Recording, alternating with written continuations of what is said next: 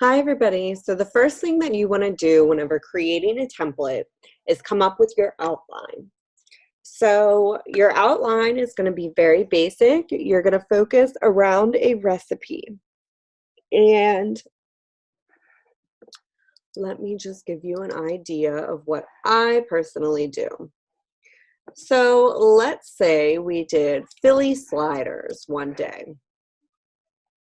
Now I created this template and I started with your introducing your recipe for the day. Always post the picture of the recipe. You'll find that in marketing imagery right off of your consultant's corner. Right here, you want to announce your recipe and what you're going to be making for the day.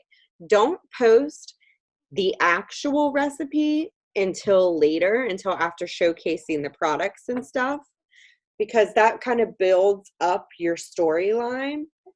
And then the last thing you do is your recipe. So then people know what products they need to kind of make the recipe, and it helps engage them into wanting those products even more. And then once they finally have the recipe, they're not already thinking about the products that they have in their kitchen. They're thinking about the products that you showcase them. Now they have the recipe and they know what products they want to buy to make their recipe. It's just a little bit of marketing and sales 101 there. Okay, so first thing I always do is introduce the recipe. The second thing I always do is an engagement post. This could either be a game or something that they use to just comment. Here I have, let's start today with a little fun.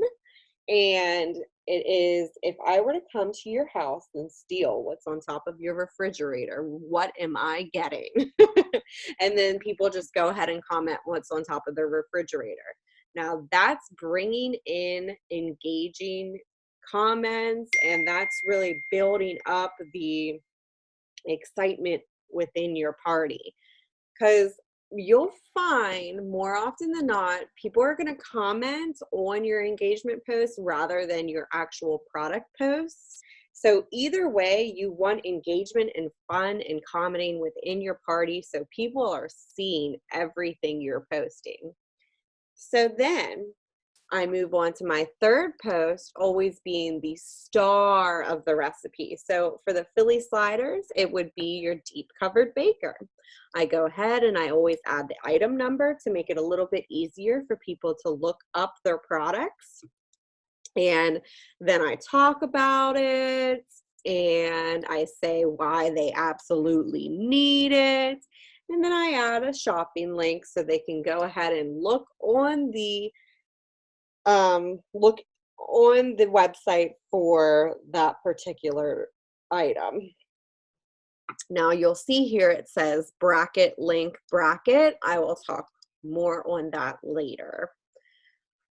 Okay, so then my next post is going to be all my supporting products for that recipe. Now, you want to keep your stories and the things that you're posting on Facebook, you want to keep it to a minimum. If you are blowing up a group with a ton of different posts, more often than not, people are just going to straight up leave your group and not purchase anything. So you want to keep everything kind of short, sweet, and fun. So my next post, instead of putting all of the products separately, I put all supporting products in one big post. The scoop loop, the manual food processor, mix and chop stainless steel mesh colander set, all right here, photos of every single one of them. You can find all photos on marketing imagery in Consultant's Corner.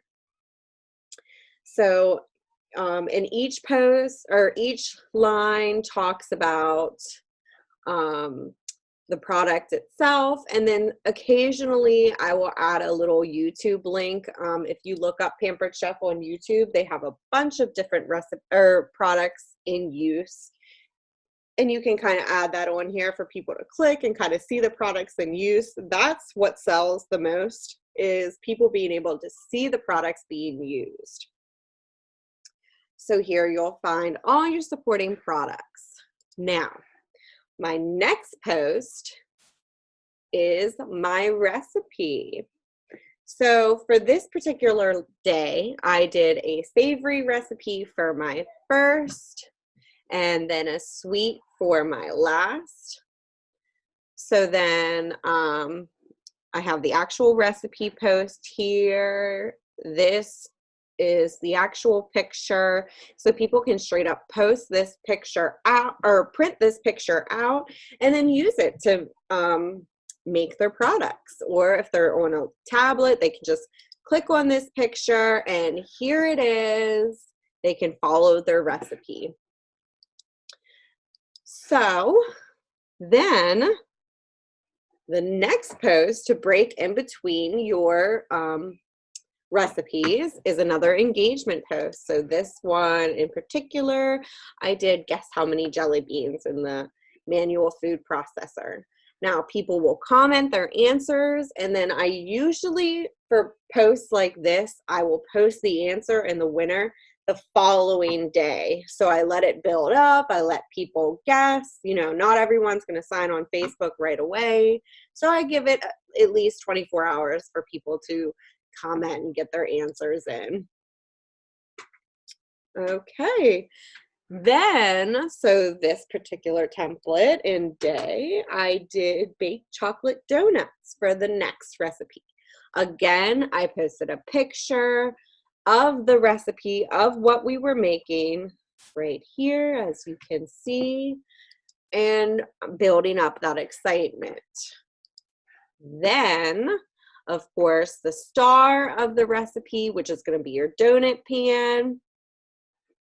Then, now, as you can see, it's 4 p.m., so it's starting to get towards the end of the day here. I post reminders that the party is going to close. So here, hurry, the party ends in 2 days. Don't forget to get your orders in. These posts are really important in your templates because it actually works. As you post the reminders that your party is about to close, people rush to get their orders in.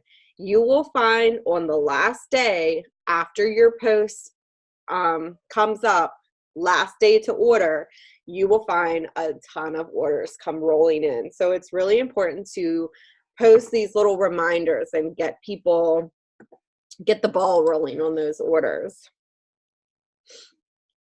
Okay, so the next one is, of course, your supporting products again.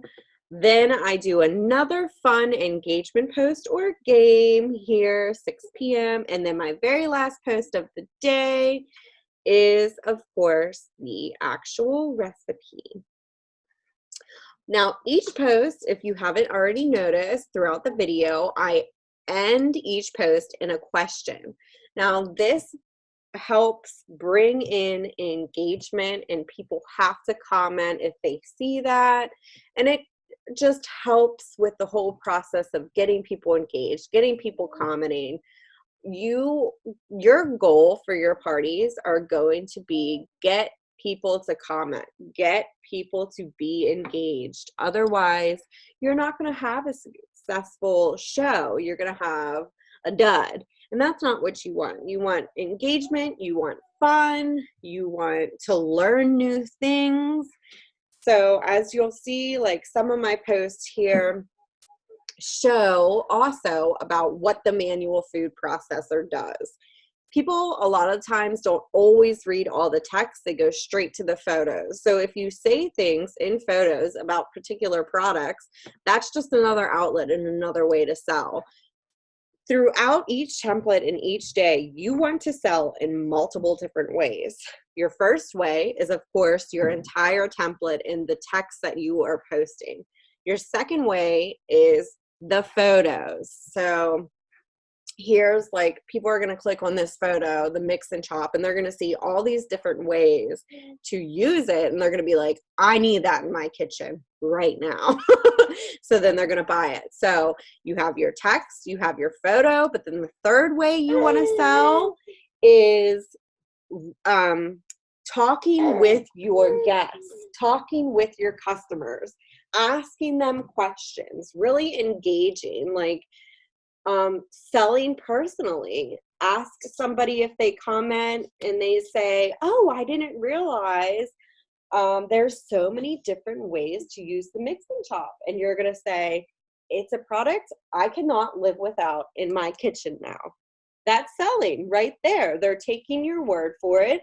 They're saying, oh, okay, well, she needs it that much. I must need it too. So you just want to sell in every way possible. Text, photos, and of course, personal um, engagement with your customers and your guests and talking to them one-on-one, commenting back. You can post templates and have that do the work for you, but another thing that you want to do is also comment back with your guests. Talk to them, create that atmosphere of building a relationship. That's so important. So that was a little rundown on kind of how to build a template.